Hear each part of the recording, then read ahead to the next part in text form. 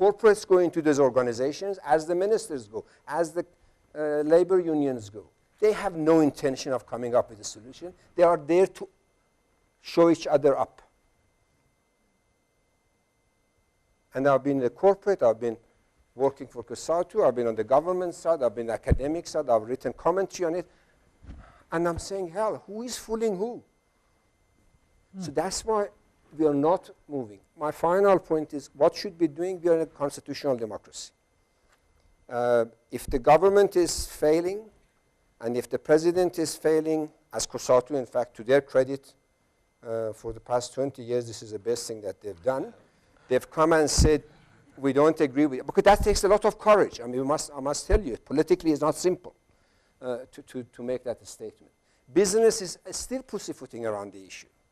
But I like to say, to see very soon, hopefully, that the business and the unions in the streets, shoulder to shoulder, within the framework of constitutional democracy, will make their point jointly. Not in separate statements, but as a combined, we are in the same boat. Not in the old ways. Einstein told us the problems that we have created today cannot be solved with the very mindset that created it. We need to change the mindset in labor, we need to change the mindset in business, and then the president or the entire cabinet will be a non-issue.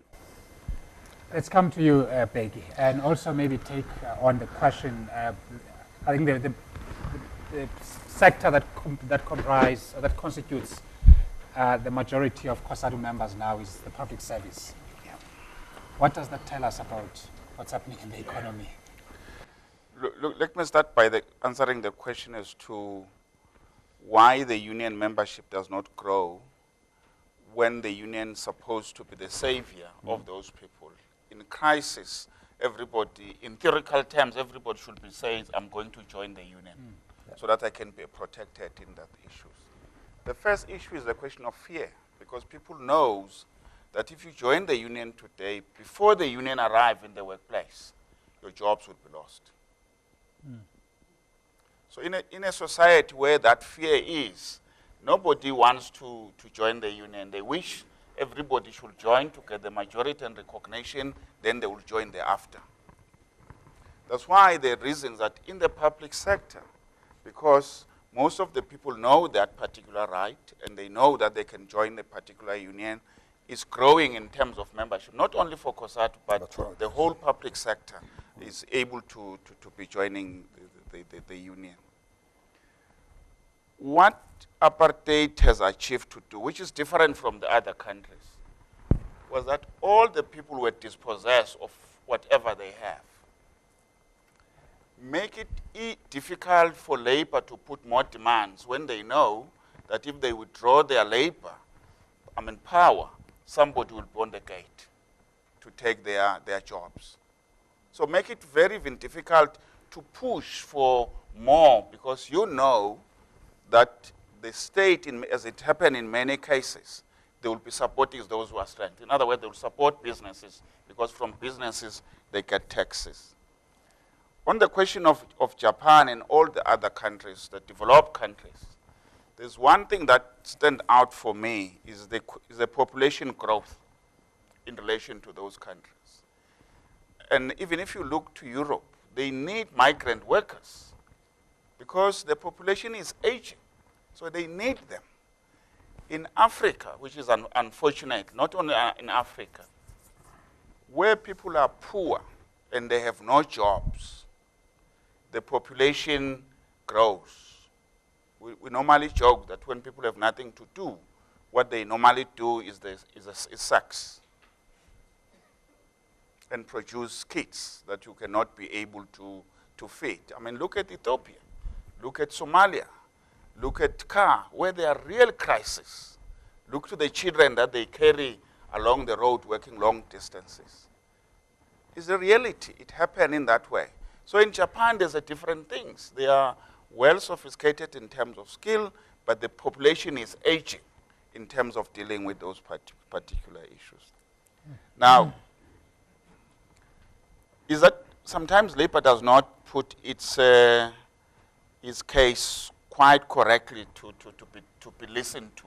And I think many people have dismissed labor in relation to those things. We stood up and said, Gear is not going to create jobs. Because it was based on the old apartheid, no transformation of the industries. We can't even, everybody has been said we must do beneficiation. How many companies have been done on beneficiation? On the research and development, I think the last time you may get new information.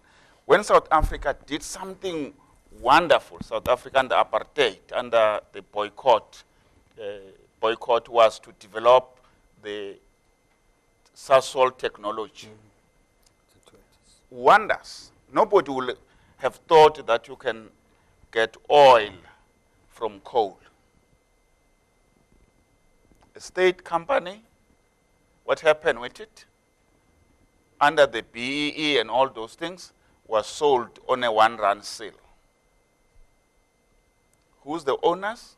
One of them is the Minister of Energy, who was supposed to protect the same state company to be able to be a developmental company in terms of those particular issues. Now, there are sectors that are worrying us, that are going to go away under our government. And poultry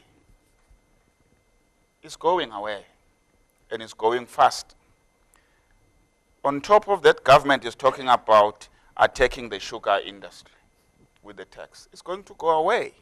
Still, it's almost gone in relation to those issues. But coming to the question of Patrick in terms of employability, we agree that in terms of the unskilled workforce, you may come to the issue that there are people who are unemployable unless we do something. I mean, I think we should not just throw away that kind of, there are many unskilled work, not jobs, unskilled work that needed to be done in terms of the service delivery. That people can easily be trained to do this thing. In the old apartheid, people were maintaining gravel roads, those who are old enough like me. Gravel roads, you got a grader that will water the road. There were no potholes on a gravel road compared to the potholes that we have on the tar road now in terms of these particular issues.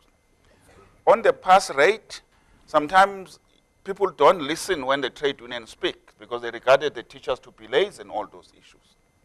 But those teachers got no skills to teach people, the students, science and maths. You go to the university, they tell you the teachers are not capacitated to deal with those issues. And kids are just failing one way in terms of those particular issues. We try SETAs. The money is in SETAs, but they are not training. Everyone that comes from the SETA itself is unable to employ the same people. The labor market intelligence, which is our gripe with businesses. Why universities are producing people that the business people cannot employ? Why on one hand we said we are shortage of skills, but there is about 7% to 8% unemployed graduates. So who should we be blaming in terms of those particular issues? The question of greedy, and I understand the issues of the small businesses, but in every agreement in terms of the labor market of South Africa is supposed to be exemption. None of the bargaining council have no exemption. If you prove you cannot pay, you are exempted. It's almost automatic. It's in law. You have to be exempted. But everybody will then stand up and say the wages are high for small businesses as if they have no recourse in regarding to those particular. People are complaining now and say this new minimum wage of 3,500 will increase unemployment. But why there are no jobs now when there's no national minimum wage? People that needed to be employed. You raised the issue when you were working in NEDLAC. We went under Mandela to go to the job summit in 1998. We came out there, labor, agreeing that a person can earn 100 rand a day. It was 80 rand a day, I think, at that time, if it's not worse, on the EPWP. But what happened? Today, the national minimum wage, the debate in NEDLAC is about employer saying, no, we want to employ people at a 4-hour a day, which is 80 rand. 4 hour a day. 20 rand will go on transport. At least. 10 rand will go on food. It means that working person per day, he will have come back home and said, I have worked for 10 rand. But people will still come back and say, no, labor is stealing. So we agree there are problems. The township economy, we must look at it. We're all complaining that the big shops are in town. They must come back to the township. We never plan properly. So Checkers and Woolworths, they go to the township. What they killed first was the tax industries, which was taking the people from the township to town. So they die. 2 was the spaza shops. They killed them because people will not go to the spaza shops, will go to the supermarket in a walking distance. But thirdly, South Africans, which maybe the other civil society to talk about this, is the refusal to do the job that is regarded to have no status. The barber shops, the shoemakers, and then all those issues. And you go to the township, to the towns here, many people who are doing those particular jobs are foreign nationals in regard to those particular. So the change of attitude needed to be dealt with those particular issues. Of course, the access to finance in banks is a problem for small businesses. The high interest rate in regard to these particular issues. But you put a demand against business, then those who are powerful will be able to argue why it's important for a high interest rate to attract foreign investment and kill the small businesses in dealing with it. So we are equally guilty to this issue. We're not using, for an example, our pension fund. I think it's misused in a particular way, and many of the people who are looting it, they are looting on the basis of controlling from the PIC down to wherever company we're having in dealing with those particular issues. If people accuse us of not doing it correct, we'll plead at guilt in relation to the control of our pension funds. Which sits on asset base of nearly 2 trillion rands, 90% in equities, 5% in global markets, 5% in unlisted entities. You see them a lot in shopping malls, but not creating any sustainable, investing in sustainable development projects. My name is Yasmin Rubij. I'm one of the directors of Leadership Pathways, and we do work of supporting organizations with diversity, transformation, leadership, and teamwork. One of the issues that we find a lot, especially in top leadership in corporations, is the issue of white fear. And so we have a transformation agenda. We have sorry, I'm not being as succinct possibly as you like. We have the issue about leaders saying we can't transform in growth or in a lack of growth. And then we have people saying, and I'm afraid of my own personal future. And yet often these people are people who are sitting with significant personal wealth. So how do we talk to leaders of corporations who paint this kind of picture? Good evening, my name is Desney Leafcamp. I'm with the private power sector. Given the IPP. IPP, yes. Given the enormity of the challenge, the limited capacity and the abundance of and diversity of resources that we have, if there was just one thing that we could focus on over the next 12 to 24 months that we could get right, what would that one thing be? Jeff Rothschild, NEPAD Business Foundation. I think tonight we're hearing things that we've all heard many, many, many times over. My question of the panelists, if you could walk out of here with a dream of what you wanted to do, what would it be? Fascinating, these questions. It's as if you co-cast the three of you. Okay, you also make your closing remarks, also mindful of time, but things that you really wanted to say you couldn't say before, also say them. let's start on my right. I know you Yeah, no, left. my question is, my answer is that is leadership.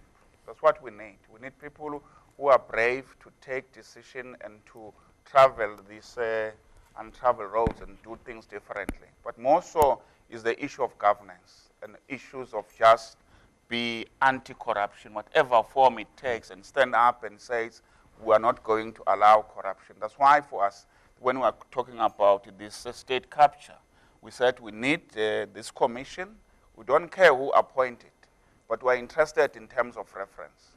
Because sometimes you can get whatever commission, but then the terms of reference become nothing. Become just going through the exercise. If you can get it right and get a message to people that if you do something wrong in terms of the public resources, you'll pay penalty for that.